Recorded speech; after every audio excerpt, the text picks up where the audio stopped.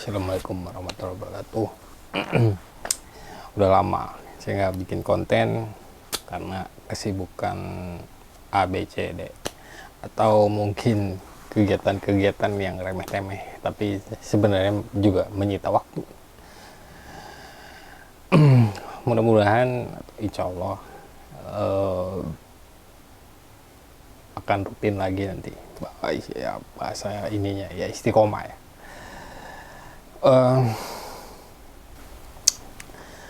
Baru saja ujian SNBT diadain tuh. Banyak anak SMA lulusan baru-baru atau yang sudah lulus kemarin coba lagi ujian untuk masuk ke perguruan tinggi negeri atau perguruan tinggi, nanti jalurnya beda lagi, perguruan tinggi swasta. Nah di situ kelihatan tuh dari para calon mahasiswa, kelihatan jurusan-jurusan atau program studi mana yang paling banyak diminatin tahun ini. Misalnya saya lihat tuh di internet, Unpad, Universitas Padjadjaran Bandung, jurusan atau program studi yang paling banyak diminatin itu farmasi. Pertama farmasi, kedua ilmu hukum, ketiga itu ilmu keperawatan. Dan baru beberapa hari yang lalu juga saya lihat di media sosialnya UNESA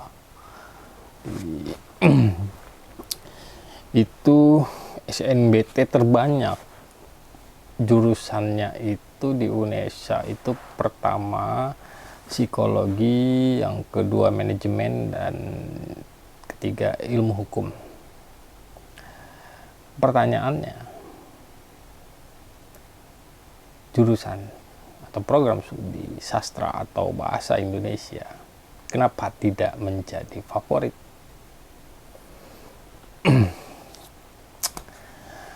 Oke, sebelum kita masuk, untuk apa sih kuliah di sastra atau bahasa Indonesia, kita ngobrol atau kita urai dulu fungsi kuliah itu apa sih, untuk apa kuliah. Umumnya perspektif yang digunakan banyakkan untuk kuliah itu untuk mendapatkan ijazah. Step berikutnya setelah mendapatkan ijazah adalah mendapatkan pekerjaan. Pekerjaan di sini berupa profesi yang bisa menghasilkan pendapatan bulanan, gaji, dan sejenisnya. Ada perspektif lain. Fungsi kuliah itu ada yang menganggap saya bisa mendapatkan pertemanan atau circle nantinya dengan teman-teman mahasiswa yang sepadan, yang sewarna, atau yang sebidang pengetahuan, dan itu nanti akan bermanfaat setelah lulus kuliah, terkait nanti apakah itu nanti juga terkait profesinya atau non profesinya atau perkembangan ilmunya. Begitu juga nanti akan mendapatkan relasi yang cukup baik dengan dosen atau pengajarnya yang sudah banyak makan asam garam. Otomatis dia juga akan mendapatkan pengalaman-pengalaman atau manfaat sosial lain dari dosen. Tapi yang penting itu adalah, atau yang terpenting itu manfaat kuliah itu adalah bagaimana kita mendapatkan pengetahuan, kita mendapatkan ilmu, kita mendapatkan sharing dari dosen mengenai terkait bidang ilmu yang diampunya. Dan hakikatnya yang lebih utama lagi bahwa fungsi kuliah itu adalah bagaimana kita menjadi manusia, mengetahui dan menyadari, memiliki kesadaran bahwa kita manusia, bahwa kita tahu apa kekurangan kita, bahwa kita tahu apa potensi kita, bahwa kita tahu apa yang harus kita lakukan sebagai manusia yang memanusiakan manusia. Dalam satu perspektif tadi bahwa fungsi kuliah itu adalah langkah atau step untuk mendapatkan pekerjaan secara profesional, itu sudah dikritik oleh ya filsuf yang cukup terkenal ya dari Brazil, Freire, bahwa peserta didik ini hanya dididik untuk menghadapi rutinitas industri, atau mahasiswa itu hanya dicetak menjadi pekerja strata sosial yang dikritik Freire bahwa, dan dia memandang bahwa pendidikan itu harusnya menjadikan manusia yang merdeka dan menyadari kemanusiaannya seperti apa manfaat kuliah di sastra Indonesia, sastra atau bahasa Indonesia. Yang pertama, tentu dengan kuliah di sastra Indonesia kita akan mendalami bahasa Indonesia lebih baik lagi ketimbang sebelumnya. Bahasa Indonesia itu tidak hanya mengeja a, k, u, aku, lalu tidak hanya sekadar imbuhan, akhiran, sisipan, imbuhan ber, mempeper, diketerse. Tidak hanya sekadar itu, tapi lebih jauh dari itu kita bisa memahami bahasa Indonesia. Hasanah berbahasa kita juga jadi lebih baik. Dengan berbahasa yang baik, dengan mengetahui bahasa Indonesia yang lebih baik, tentu kita akan diikutin juga bernalar yang baik, karena bahasa dan nalar bahasa yang baik itu akan diikuti juga dengan nalar yang baik.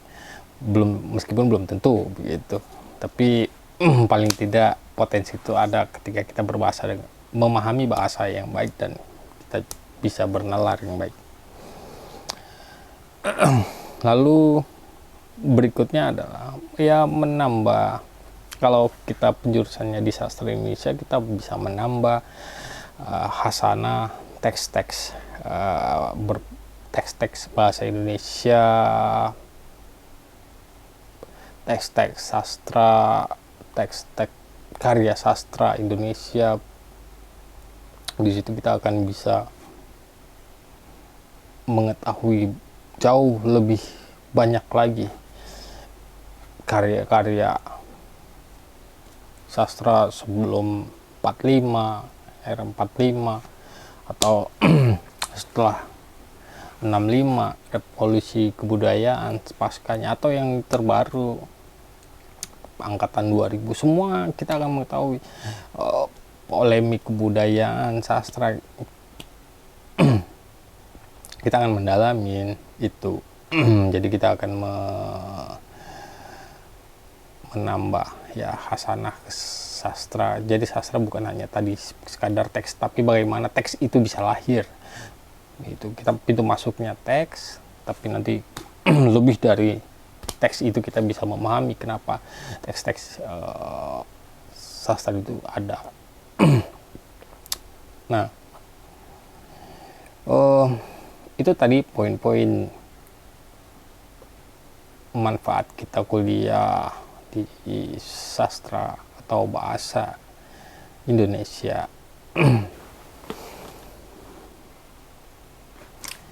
Kuliah di sastra atau bahasa Indonesia itu itu kerjanya di mana, atau pekerjaan secara profesional itu kita ada di mana? Oh, banyak sekali. Jadi penulis, penulis lepas, penulis karya sastra, penulis naskah pidato pejabat, gubernur, presiden, penulis film, naskah film, ya termasuk bidang kreatif gitu ya. Lalu yang terbaru itu eranya digital ya, penulis teks untuk, kalau istilah sekarang, konten kreator. Lalu wartawan, meskipun wartawan dunianya sekarang agak sedikit goyang, tapi masih ada peluang. Lalu guru bahasa Indonesia, juga dosen, guru dan dosen ya, maksudnya sebagai pengajar gitu. Lalu di swasta atau perusahaan-perusahaan nanti bisa menjadi public relation. Public relation itu adalah orang yang menerbitkan atau membuat teks kepada halayak ramai itu, atau press release, atau pernyataan perusahaan yang ingin disampaikan kepada publik gitu. Jadi itu ya public relation. Sebenarnya banyak lagi ya, tapi itu yang umumnya. Kuliah di sastra ya, atau bahasa Indonesia itu nanti kerjanya bidangnya apa ya, itu. Tapi kembali lagi bahwa ketika kita bekerja itu ketika kita mau bekerja itu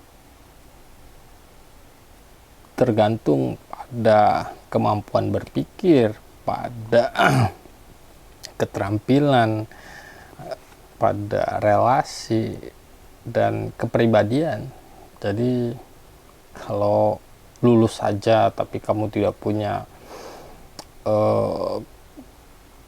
keterampilan, tidak punya kemampuan berpikir, hanya mengandalkan relasi, juga nggak akan lama. Atau malah cuma mengandalkan ijazah, lulus kuliah, ijazah, selesai. Ya, selesai sudah. Assalamualaikum.